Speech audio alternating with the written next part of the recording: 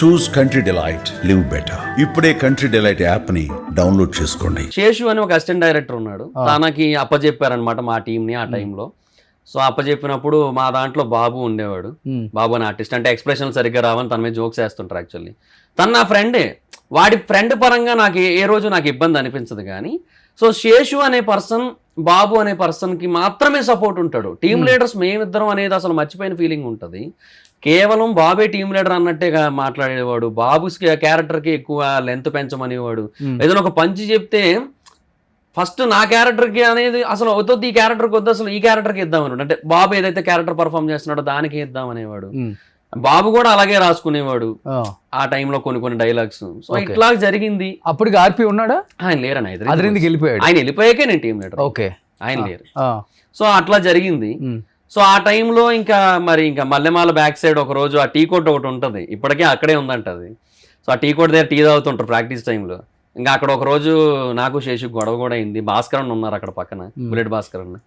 So అంటే గొడవ అంటే మాటల్లోనే. ఆ శేషు ఏంటంటే నేను నా ఫ్రస్ట్రేషన్ ఇంకొక అసిస్టెంట్ డైరెక్టర్తో చెప్పుకున్నాను ఆల్రెడీ. అది ఆయన చెప్తారు కదా, మరి వాళ్ళంతా ఒక టీం కాబట్టి. శేషు ఇండైరెక్ట్ గా అంటున్నాడు, ఎవరో చెప్తున్నారట నా మీద ఇట్లాగా, నేను క్యాస్ట్ ఫీలింగ్తో ఇట్లా చేస్తున్నాను అది ఇది అని చెప్పి అనేసి అది ఇండైరెక్ట్ గా అంటుంటే, ఎందుకు ఇండైరెక్ట్ గా అంటున్నాను, నేనే అన్నాను, నేనే చెప్పాను, ఇప్పుడు ఏంటి ఇప్పుడు అని నేను. ఓకే, అట్లా ఏం చెప్పావు నువ్వు? అదే తను క్యాస్ట్ ఫీలింగ్ తోనే సపోర్ట్ చేస్తున్నాడు బాబుని అనేసి నేను ఫీల్ అయ్యా. అదే నేను ఇంకొకరితో ఎక్స్ప్రెస్ చేసుకున్నాను.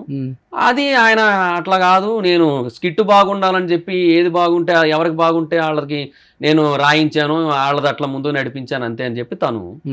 లేదు, నువ్వు ఈ ఫీలింగ్ తోనే చేసావు, అప్పుడు నువ్వు టీమ్ లీడర్లు ఫస్ట్ ప్రియారిటీయా, టీంలో వచ్చిన ఒక ఆర్టిస్ట్ ఫస్ట్ ప్రియారిటీయా నీకు, నువ్వు అది కూడా చూసుకోవాలి కదా. ఇప్పుడు ఇద్దరం పంచ్ బేస్డ్ ఆర్టిస్టులమే కదా. ఇప్పుడు నేను బేసిక్గా అసలు టీమ్ లీడర్ అయ్యింది ఇన్నాళ్ళుగా ఏ బేసిస్ మీద, పంచ్ బేసిస్ మీద.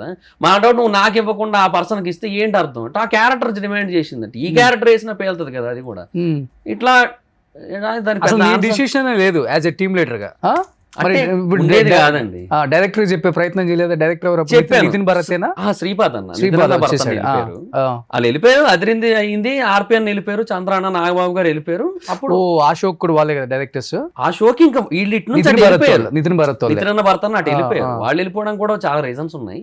వాళ్ళు వెళ్ళిపోయారు. అండ్ అక్కడ జరిగింది ఏంటి వాళ్ళు వెళ్ళిపోవడానికి రీజన్ అసలుకి అంటే ఇంకా అది వాళ్ళకి బేసిక్ గా వాళ్ళు ఎంత ఎఫర్ట్ పెట్టారంటే జబర్దస్త్ని లేపడం కోసం అసలు డే అండ్ నైట్ స్ట్రగుల్ ఉండేది.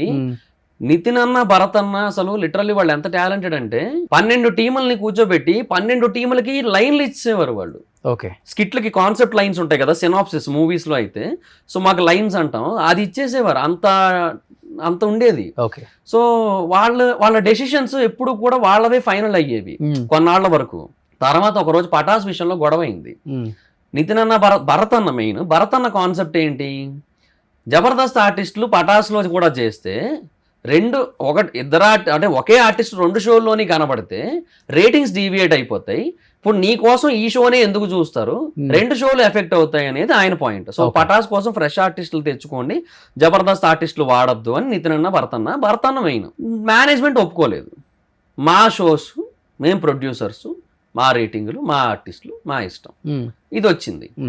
సో అది జరిగింది. ఇంకా వాళ్ళు అక్కడ కొంచెం హర్ట్ అయ్యి ఉన్నారు ఆల్రెడీ. ఓకే, ఆ తర్వాత ఒకరోజు మల్లెమాలలో ఒక ఇన్సిడెంట్ అయిందని నాకు కొంతమంది చెప్పారు, అసిస్టెంట్ డైరెక్టర్స్ చెప్పారు. ఇది ఎంతవరకు వాస్తవం నాకు తెలియదు, బట్ వాళ్ళందరూ 100% జరిగిందనే చెప్పారు. మరి అదేంటంటే ఒకరోజు నితిన్ అన్న, భరత్ అన్న ఒక మీటింగ్ రూమ్ ఉంటుంది మల్లెమాలలోకి ఎంటర్ అయిన తర్వాత. గ్రౌండ్ ఫ్లోర్లో లెఫ్ట్లో ఒక చిన్న మీటింగ్ రూమ్ ఉంటుంది, చాలా బాగుంటుంది, చాలా పీస్ఫుల్గా. ఒక బేసిక్ సీటింగ్, ఒక 8 సీటింగ్ ఉంటుంది, పక్కన మంచి చెట్లు అవి కనబడుతూ ప్లెజెంట్గా ఉంటుంది.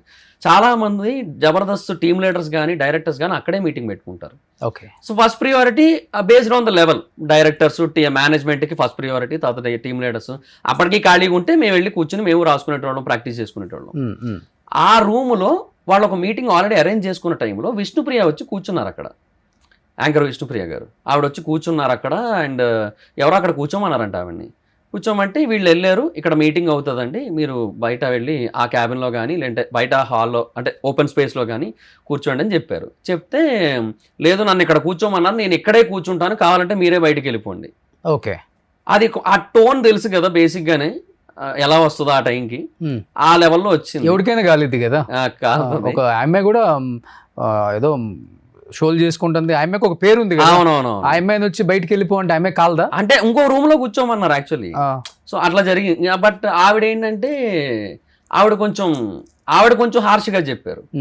సో అది చెప్పేసరికి ఇంకా వీళ్ళకి ఏంటంటే అటు మేనేజ్మెంట్ ఇలాగే జరుగుతుంది కదా మన విషయంలో, so this is not our place అని వాళ్ళకి అప్పుడు అనిపించిందంట. ఓకే. సో వాళ్ళు అప్పుడు ఇంకా బయటికి వెళ్దామని వాళ్ళు ఫీల్ అయ్యారని వాళ్ళు డిసైడ్ అయ్యారు అప్పుడు అని చెప్పి తెలిసింది నాకు. సో ఇట్లా ఇంత పెద్ద మల్లెమాల ఆఫీస్ లో ఆ ఒక చిన్న రూమ్ లో ఆ విష్ణుప్రియ కూర్చున్న దానికి వచ్చింది ఇదంతా అని చెప్పారు మన. అంటే it's not about Vishnupriya, it's not about ఇప్పుడు మీరు చెప్పే కథల కన్నా ఆర్పి చెప్పే కథ చాలా బాగుంటదిగా. ఉన్నట్టు పూస కూర్చున్నట్టు చెప్తాడు పాపం. అంటే రెస్పెక్ట్ అనే పాయింట్ అది.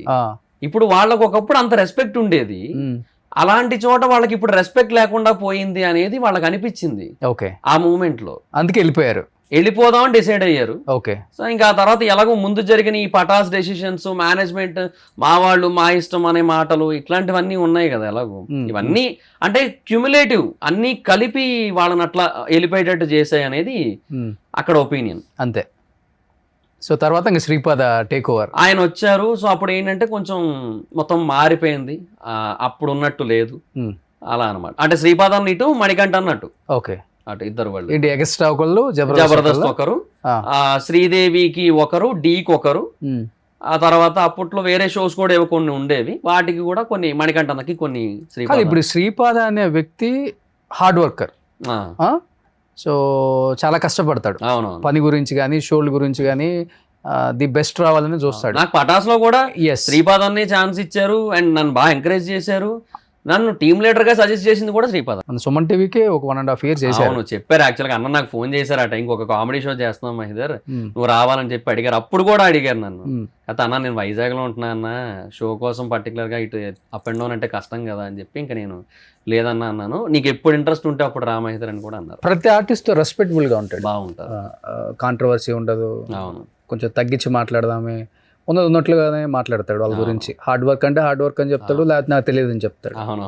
గుడ్, నాకు నచ్చుతాడు యాజ్ ఎ పర్సన్ గా. సుమన్ టీవీలో మీ పర్సనల్ అండ్ బిజినెస్ ప్రమోషన్స్ కోసం కింది నెంబర్కి కాంటాక్ట్ చేయండి.